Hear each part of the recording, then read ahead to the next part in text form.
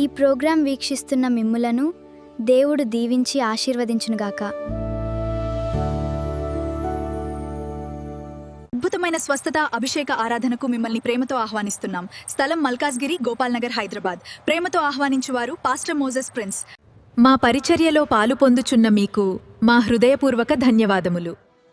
ఈ ఉదయకాల సమయంలో ప్రభు నాకు ఇచ్చిన ఈ మంచి అవకాశాన్ని బట్టి, ఈ సమయాన్ని బట్టి దేవుని ఎంతగానో స్తుతిస్తున్నాను. మీ జీవితాల్లో, నా జీవితాల్లో దేవుడు చేస్తున్న ప్రతి మంచి కార్యాన్ని బట్టి దేవుని నామానికి మహిమ కలుగును గాక. ఫైనాన్షియల్ బ్రేక్ త్రూలో అనేక సాక్ష్యాలు వింటున్నాం. మరి మీరు ఇచ్చిన ప్రతి సాక్ష్యాన్ని బట్టి దేవునికి కోట్ల కోట్ల వందనాలు.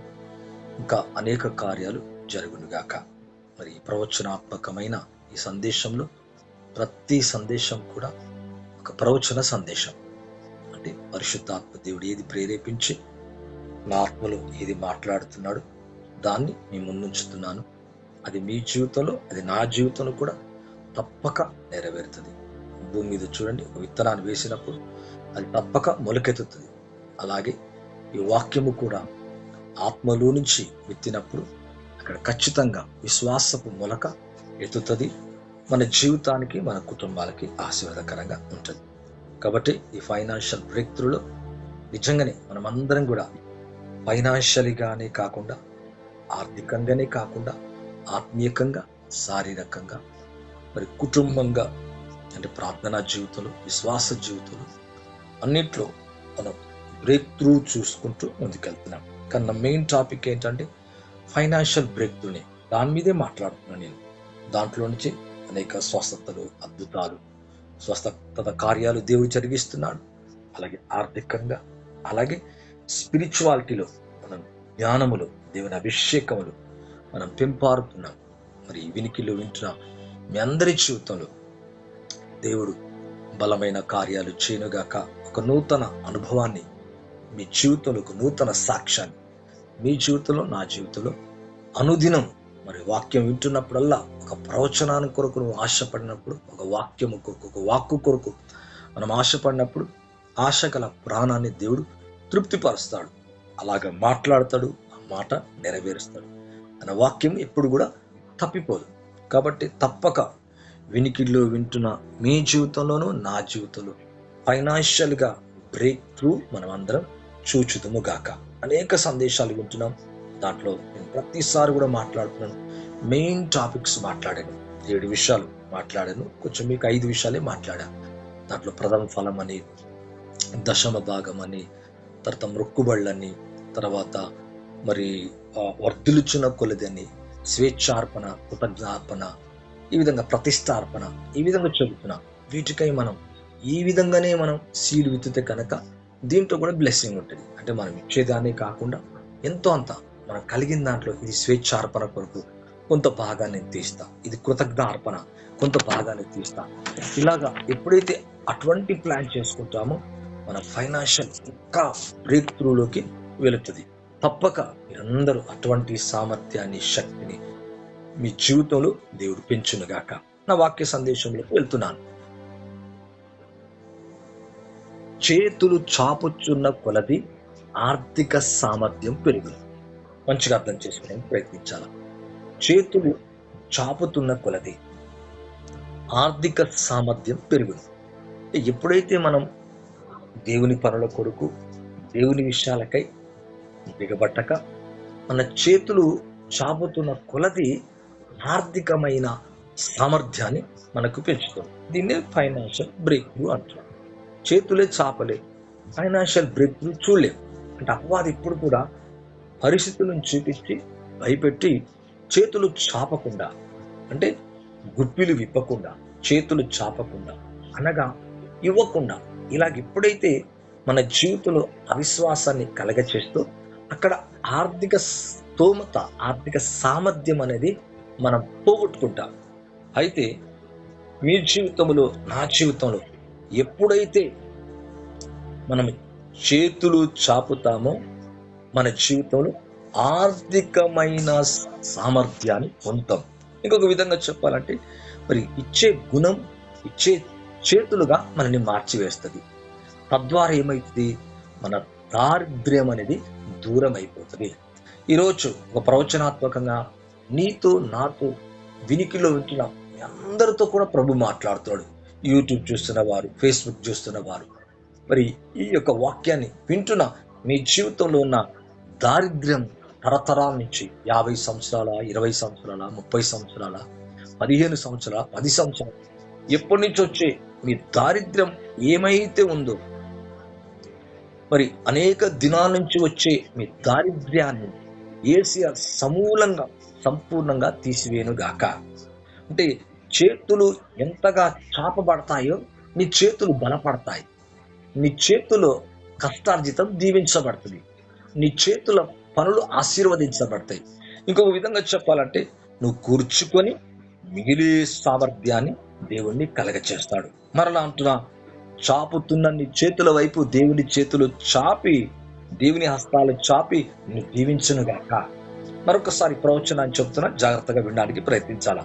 అంటే చాపే చేతుల వైపు దేవుడి చేతులు కూడా చాపి నీ హస్తాల్లోకి దేవుడి హస్తాలు తీసుకొచ్చి నీ యొక్క సామర్థ్యాన్ని పెంచుతాడు. అంటే నీ ఆర్థికమైన సామర్థ్యం పెరుగుతుంది. అలాగే నీ కుటుంబం, నీ యొక్క పనిపాట్లు, నువ్వు చేస్తున్నది సమస్తం కూడా ఆశీర్వదించబడుతుంది. అంటే నీ అభిషేకం పెరిగి ధన్యకరమైన జీవితముగా మారిపోతుంది. నువ్వు ఎప్పుడైతే చేతులు చాపుతావో నీ చేతుల్లోంచి దేవుని అభిషేకం ప్రవహించి నీకు సామర్థ్యాన్ని పెంచుతాడు. అందుకే చూడండి, దేవుని యొక్క వాక్యములు గనక మీరు చూసినట్లయితే పౌలు గారు తన చేతులు చాపినప్పుడు అనేకులు, కొంతమంది యవనస్తులు అంట, 12 మంది యవనస్తులు ప్రవచించినట్లుగా చూస్తున్నాం. అంటే ఆయన చేతులకు సామర్థ్యం దేవుడిచ్చాడు. ఏంటి ఆ సామర్థ్యం? దేవునికి ఆత్మ ప్రవహించి, ఆత్మ లేని వారికి ఆత్మ అనుగ్రహింపబడి, అంటే ఇంపార్టేషన్ అనగా దేవుని ఆత్మ ప్రవహించి అన్య భాషలు మాట్లాడేలాగా దేవుడు కార్యం చేశాడు. అలాగే ఎప్పుడైతే మనం చేతులు చాపుతూ ఉంటామో అటువైపుగా దేవుని చేతులు చాపబడతాయి. ఈరోజు నీ కొరకు, నీ పిల్లల కొరకు, నీ ఇంటి కొరకు ప్రభు చేతులు ఎల్లప్పుడూ చాపబడి ఉండునుగాక. ఆయన గుప్పిలి ఎప్పుడు విప్పబడి ఉండునుగాక. అంటే ఆయన సామర్థ్యాన్ని, ఆయన చేతులు చాపినప్పుడల్లా నీ చేతుల్లోకి, నువ్వు చేతులు చాపుతున్నప్పుడు నీ చేతుల్లోకి ఏం కలుగుతుంది? ఆర్థికంగా సామర్థ్యం అనేది నీవు నేను పొందుతున్నాం. Are you ready? మీరందరూ ఈ విధంగా బ్లెస్ అవ్వడానికి సిద్ధంగా ఉన్నారా? ఇక్కడ సిద్ధంగా ఉంటే నిశ్చయంగా ఈ ప్రవచనాన్ని మీ జీవితంలో తీసుకుంటారు, పొందుతారు. అంటే yes, I'm ready, ready to take, ready to, నేను ఇస్తానయ్యా, అలాగే తీసుకుంటాను. అంటే ఎప్పుడైతే నువ్వు చేతులు చాపుతున్న కొలది నీ చేతుల యొక్క సామర్థ్యం ఆర్థికముగా నిన్ను పెంచి నేను అనేక రకాలుగా ఇచ్చే చేతులుగా, దీవించమన్న చేతులుగా, అనగా చాచే చేతులుగాని ఎల్లప్పుడూ ఉంచుతాడు. ఈ యొక్క మధ్యాహ్న కాల సమయంలో దేవుడు అటువంటి కృప, అటువంటి ఆశీర్వాదాన్ని నీపై, నాపై దేవుడు ఉంచునుగాక. సామెతల గ్రంథం 31వ అధ్యాయం 20వ వచనం. సామెతల గ్రంథం 31వ అధ్యాయం 20వ వచనాన్ని చదవడానికి ప్రయత్నించండి. దీనులకు తన చెయ్యి చాపును, దరిద్రులకు తన చేతులు చాపును. థ్యాంక్ యూ అమ్మా. దేవుని యొక్క వాక్యంలో కనుక చూసినట్లయితే ఇక్కడ మరి గుణవతి అయిన భార్య, జ్ఞానవంతురాలు, భయభక్తులు గల స్త్రీ, ఈ యొక్క 31 చాప్టర్లో చాలా విషయాన్ని మీకు ఒక్కొక్కటి ఉదయకాల సమయంలో ప్రభు చిత్తమైతే నేను మార్నింగ్ 3 to 5 o'clock ప్రేయర్లో ఈ విషయాలు నేను చాలా లోతుగా చెప్తాను. ఇప్పుడైతే దీంట్లో ఒక మాట తీసుకుంటున్నాను.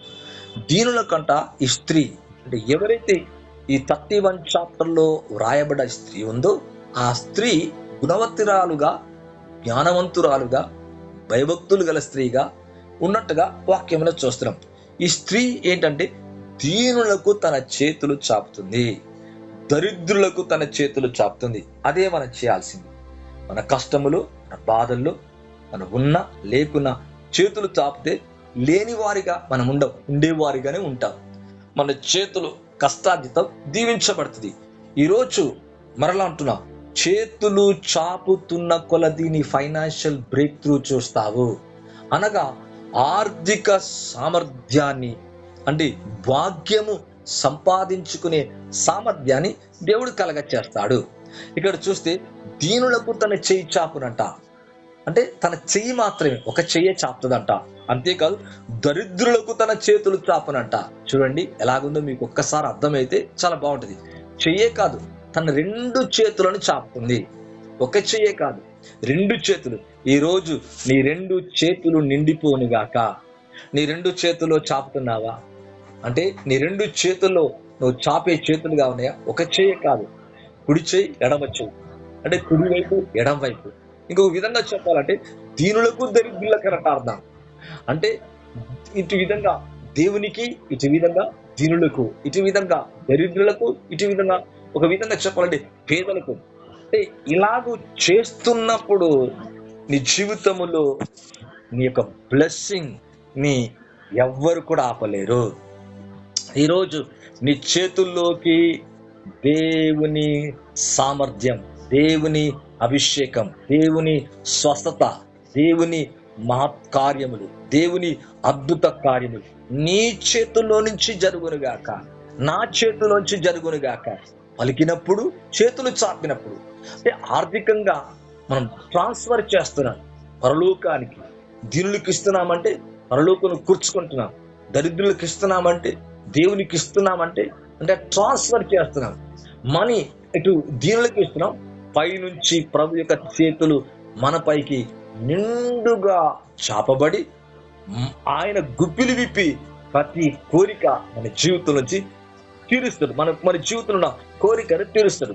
ఈరోజు దేవుని యొక్క మహత్తైన స్వస్థపరిచి అద్భుతాలు చేసి అభిషేకం గల చేతులు, దీనులకు చేతులు చాపే చేతుల మీద, దరిద్రులకు అనగా దేవునికి, దీనులకు, దరిద్రులకు చాపే చేతుల మీద దేవుని చేతులు చాచి ఉండునుగాక. ప్రవచిస్తున్నాం, యేసునామములో ప్రవచనం చెప్తున్నా. మంచిగా అర్థం చేసుకోవడానికి ప్రయత్నించాలి. రెవల్యూషన్ మీకు అర్థం కావాలా? ఎప్పుడైతే మనం చేతులు బిగబడతాయి, చేతులు ఆగిపోతాయి అనగా దెయ్యం పరిస్థితులను చెప్పి ఇవ్వకుండా ఆపడానికి ప్రయత్నం చేస్తుంది. ఈరోజు అవన్నీ యేసునామములో తెగిపోవునుగాక. నాలో మీలో యేసునామములో ఉన్న దాంట్లో నుంచి మనం ఎప్పుడైతే ఆరంభిస్తామో, అవును, దేవుని కార్యాలు కూడా అలాగే చూస్తాం. ఇక్కడ అంటుంది ఈ స్త్రీ కొరకు చాలా చక్కటి విషయాలు. ఈమె దీనుల కంట చేయి చాపుకుంది గనక, దరిద్రుల కంట తన చేతులు చాపింది గనక కూర్చుకోగలిగింది, తన కష్టార్జితాన్ని సమకూర్చుకోగలిగింది, దాచిపెట్టుకోగలిగింది. ఎందుకు? ఈమె దీనులకు చేయి చాపుతుంది, దరిద్రులకు చేయి చాపుతుంది, తన ఇంటి వారి కొరకు చేతులు చాపుతుంది, తను కూర్చుకుంటుంది, అనేకులకు కూడా కూర్చుకుంది. ఈరోజు అవును, దేవుని సంఘం అనగా స్త్రీ అనగా దేవుని సంఘం, దేవుని యొక్క బిడ్డలు ఇటువంటి గుణవతిరాలు అయిన ఈ 31 చాప్టర్లో ఉన్న జ్ఞానవంతురాలైన స్త్రీలాగా, భయభక్తులు గల స్త్రీలాగా ఎప్పుడైతే మనం ఉంటామో ఆ ఇంటిలో పేదరికం ఉండదు, దరిద్రం ఉండదు. తరతరాల నుంచి వచ్చే దరిద్రం నీ చేతులు చాపటము ద్వారా రూపు మాపగలవు. యేసునామములో మారిపోనుగాక. యేసునామములో పూర్తిగా ఆర్థిక పరిస్థితులు నాపై, నీపై, మీ కుటుంబంలో, నా కుటుంబంలో మారి బలమైన కార్యములు జరుగునుగాక. స్ట్రెచ్ అంటే స్ట్రెచ్ అవుట్ హర్ హ్యాండ్ అంటే చేతులు చాపుతుందంట, చెయ్యి చాపుతుందంట, చేతులు చాపుతుందంట. ఒక చెయ్యి కాదు, ఇటు చెయ్యి పనిచేస్తుంది, చాపడానికి రెడీ ఉంది, ఇటు చెయ్యి కూడా చెయ్యి చాపడానికి రెడీగా ఉంది. ఈ చెయ్యి బిగబడతలేదు, కుడి చెయ్యి బిగబడతలేదు, ఎడం చెయ్యి బిగబడతలేదు అనగా రెండింటినీ ధారాళంగా చాపుతుంది. కాబట్టి అలా చాపుతున్న ఆమె జీవితాన్ని దేవుడు బైబిల్లో కనుక చూస్తే కొనియాడబడింది, పొగడబడింది. తన భర్త పొగిడాడట, తన పిల్లలు అంటున్నారు పవిత్ర ధర్మాన్ని నువ్వు కలిగినవని. పిల్లలు మరి ఆమెను గణపరిచినట్లుగా, ఘనతను వస్త్రాన్ని ధరించుకున్నట్లుగా దేవుని యొక్క వాక్యములు చూస్తున్నాం. ఈ యొక్క సందేశాన్ని వింటున్న నీ జీవితం యేసు క్రీస్తు నామములో ఫైనాన్షియల్ గా బ్రేక్ త్రూ అవును గాక, బ్రేక్ త్రూ మొదలవును గాక, బ్రేక్ త్రూ చూచుతము గాక. నీ జీవితం పూర్తిగా యేసు నామములో మారిపోను గాక. చాపే చేతులు ఆర్థిక సామర్థ్యాన్ని పొందుతున్నాయి. చూద్దాం ద్వితీయోపదేశ కాండం 15వ అధ్యాయం 11వ వచనం.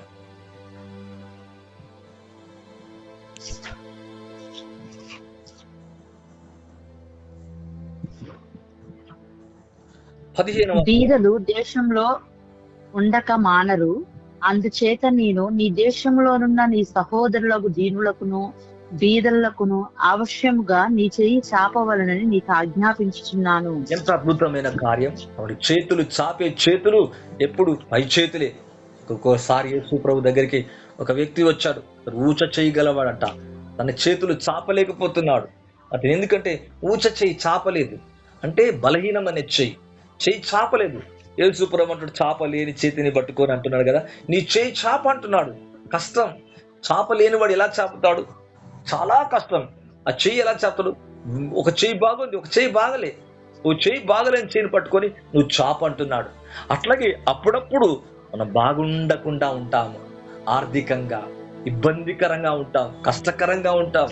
ఇది కష్టం, ఇది ఇది ఇది ఇది నేను ఒకవేళ ఇచ్చేస్తే ఇక నా దగ్గర ఏమి ఉండదు, ఏమి లేదు అన్నట్టుగా ఉంటది. అప్పుడప్పుడు బాగలేని స్థితి, బాగు చేయడానికే చెయ్యి చాపమంటున్నాడు.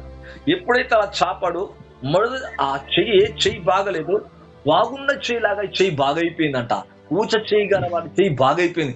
ఎప్పుడైతే వాడు చెయ్యి చాపాడో, చాపలేని వాడు కూడా ఆ ఎడమ చెయ్యో కుడి చెయ్యో సహాయం తీసుకుని ఆ చేతులు లేపి ఇట్లా చాపడానికి ఎప్పుడైతే ప్రయత్నించాడో, రెండవ చెయ్యి వలె మొదటి చెయ్యి మారిపోయింది, బాగైపోయింది. ఈరోజు మన ఆర్థిక పరిస్థితులే కాదు, దేహములో, ఆత్మలో, శరీరములో మనం అన్నింట్లో బాగుగా ఉందుముగాక, సామర్థ్యముగా ఉందుముగాక, ఆర్థిక సామర్థ్యాన్ని కలిగి ఉందుముగాక. ఇక్కడ చూస్తే బీదలు దేశంలో ఉండక మానరు, అందుచేత నేను దేశంలో ఉన్న నీ సహోదరులకు, అవును నీ బంధువులు, నీ సహోదరులు, నీ స్నేహితులకు, దీనులకు బీదలకు ఆవశ్యముగా అంటే వెనుకాడకుండా, ఏమాత్రం డౌట్ పడకుండా, అంటే వెనుకేయకుండా నీ చెయ్యి చాపవలనని నీకు ఆజ్ఞాపించుచున్నాను. ఎందుకు? నీకింకా సామర్థ్యాన్ని ఇస్తాడంట. నువ్వు ఆజ్ఞాపించినది ఎప్పుడైతే చేస్తావో అలా ముందుకెళ్తాము, ధైర్యంగా వెళ్తాము, విశ్వాసంతో వెళ్తాము.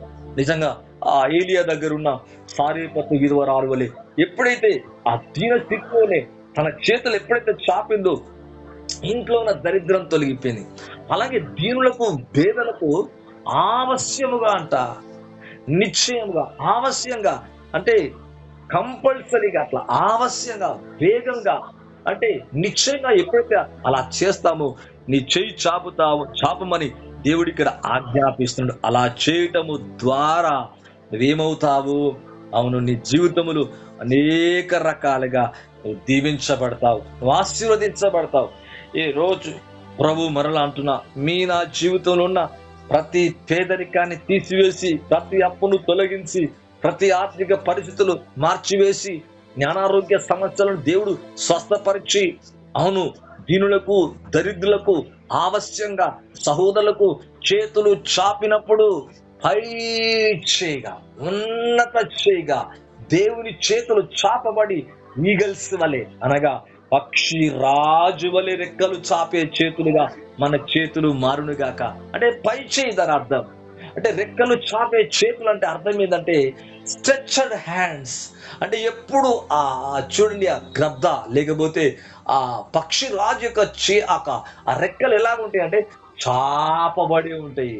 అది పైకి ఎగురుతున్న కొలది అలా చాపబడి ఉంటది. ఈరోజు నువ్వు చాపుతున్న కొలది పైకి ఎగిరి వెళ్ళిపోదుము గాక. ఆర్థికంగా, కుటుంబంగా, జ్ఞానములు, అభిషేకములు, భయభక్తుల్లో, అన్నింటిలో. చూద్దామా కీర్తన గ్రంథం 41వ అధ్యాయం 1వ వచనం.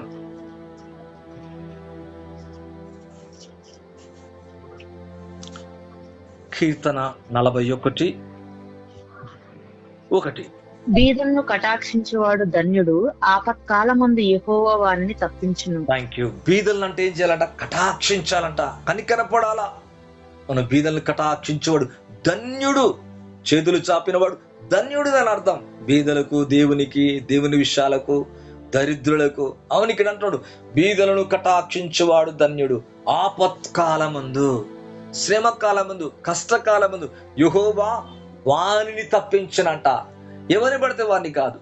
ఎవరైతే చేతులు ఈ విధంగా కటాక్షిస్తున్నాయో, బీదలను కటాక్షిస్తున్నాయో, అవును దేవుని యొక్క విషయాలు ఎవరైతే చేస్తున్నారో వారు ధన్యులని దేవుని యొక్క వాక్యం అంటుంది.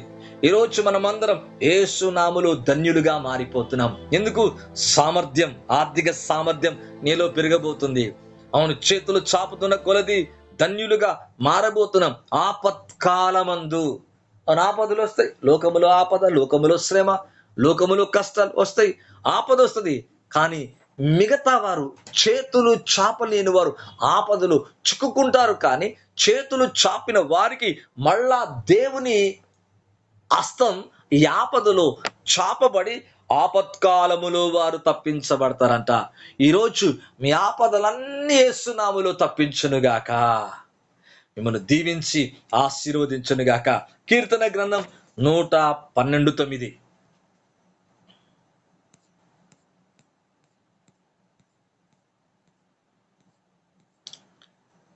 కీర్తన గ్రంథం 112:9.